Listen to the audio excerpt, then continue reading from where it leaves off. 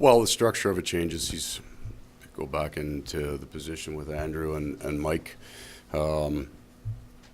He when he went out, he plays all three situations. You know, real big part of that power play was going quite well when Matthew went down, and then when he went down,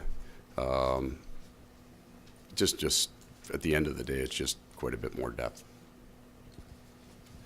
When St. Louis came into town a while back, they were near the top of the league. You knocked them down, did the same thing to Montreal last week. Does this team relish the opportunity to play the top teams when they come to town?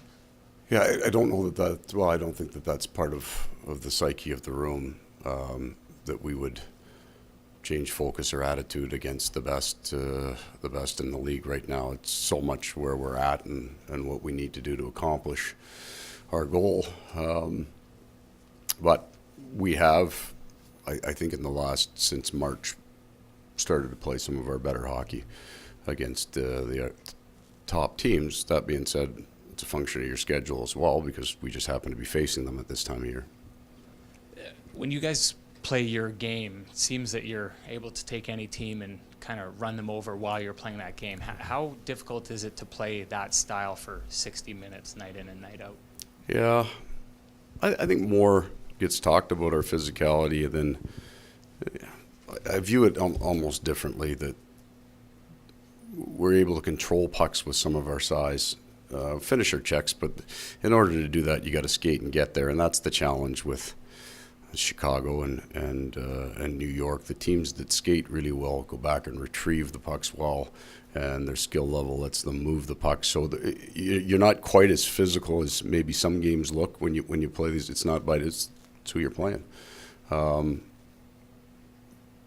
But playing that game for 60 minutes is what we started the year talking about. It's what every team has to do when you're playing.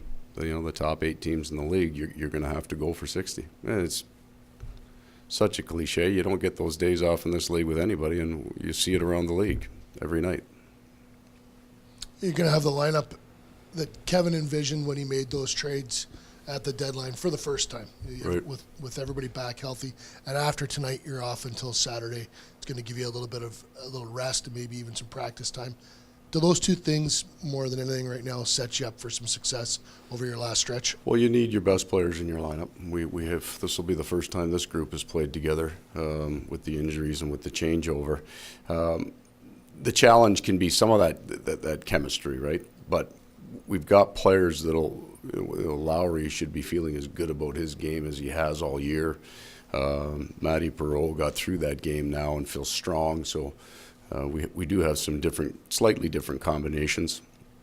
But yeah, there's an excitement there. You could feel it in the morning skate, getting healthier, getting guys back, and in some ways they're not just their teammates, their friends are back in the lineup, and they're excited now. And what about the rest? I think everybody's got their issues they deal with. We paid for this rest in November, December, January, and with a pretty heavy schedule.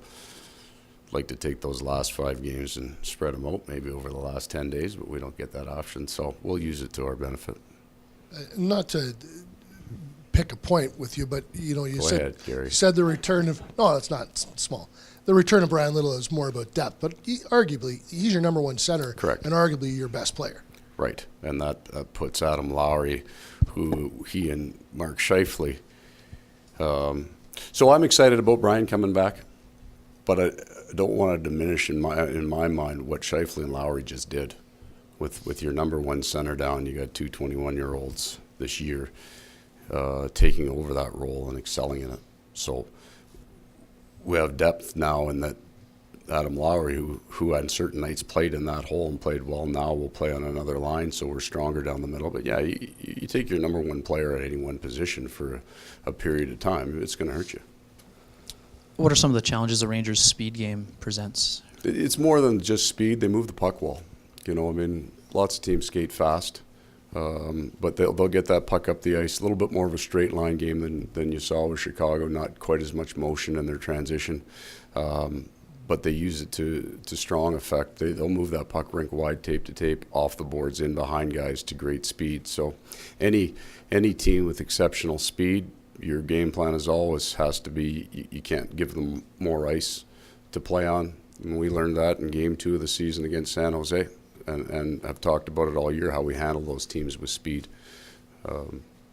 Having the confidence to play a tight gap game when you don't have the puck is really important for us. Trouba and Enstrom are both good to Yes. go? Yep, everybody that's normally in is in.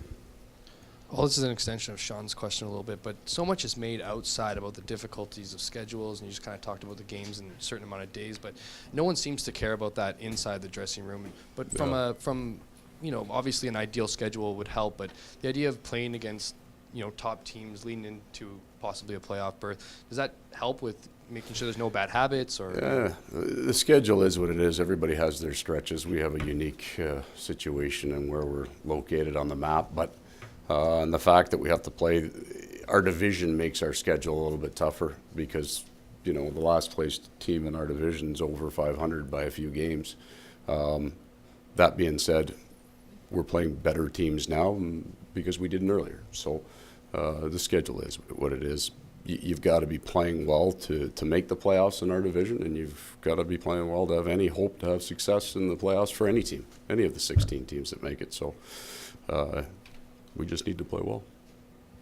Paul, Andrew Ladd has a career high in points now. That's your question from yesterday. Yeah. Awesome. Thanks for Sorry, I'm remembering. going to stick That's around nice. for it, too. Sorry, I hope I didn't keep you late. No problem.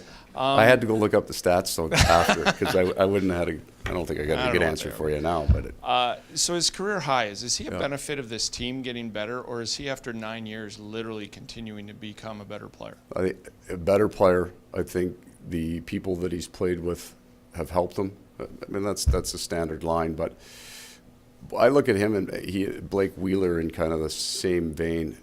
They would do anything to win.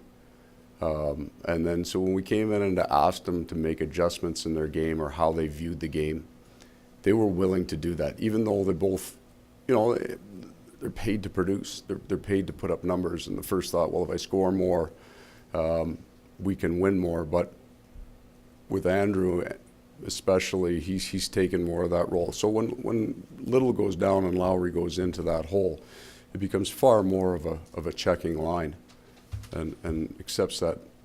And if he doesn't, if he fights that, then Adam Lowry's not going to be as good a player as he is. So he gets a young player in there, works with him, helps him, and excels at it. That's what being a captain's all about. He's allowed his game to kind of, the production of his game to be secondary to the team winning, and excelled in that. So along that lines, not that it's a bad plateau, but has he plateaued here at his career, or can he still become a better player? He's just coming into his prime. He's just coming into it. But we won't necessarily look at the stats at the end of the year to decide whether he's had a great year or not. He's one of those players that's not stats We related. ask him to do more.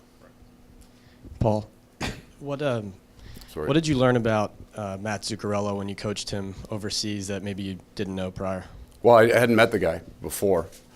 It's a real unique dynamic over there. So Matt loves to play. I don't know if he loves practice, but he likes coming to practice. He likes being around the guys. He works hard in practice. That's not, but he loves being at the rink and loves the game. And that's not always true over there. They're not players there aren't conditioned to smile and have fun and get fired up for games. So I would notice that we'd be going out to a game and Mats would be standing at the door high-fiving everybody, chirping, getting ready to go to the game, and everybody else looked like they were going in for a shift, like what is this guy doing? All excited about playing hockey in the middle of January in Russia. I really appreciated that from him. I think he loves to play, he loves the game, and as a coach, you really appreciate that. But you especially appreciate it over there because it really stood out how much fun he has at the rink. I mean, you've seen it walking around. He's probably in the middle of most jokes, and he's laughing all the time and takes the game seriously, but he doesn't, he's not spitting nails before a game worried about it. He goes out and plays as hard as he can. He has fun. It was unique over there. There were, I was fortunate I had the O'Reilly brothers kind of in that same mode, some guys like that were pretty excited and had some fun playing the game, like during the game on the ice. Actually enjoyed being out there. I always liked that because he was a bit of an island at times. I I just remember standing in the hallway watching him high five guys, and Tom Barrasso and I were laughing as hard as we could because he wasn't. There were only about every third guy being on that. It's a good picture in my mind. Thanks.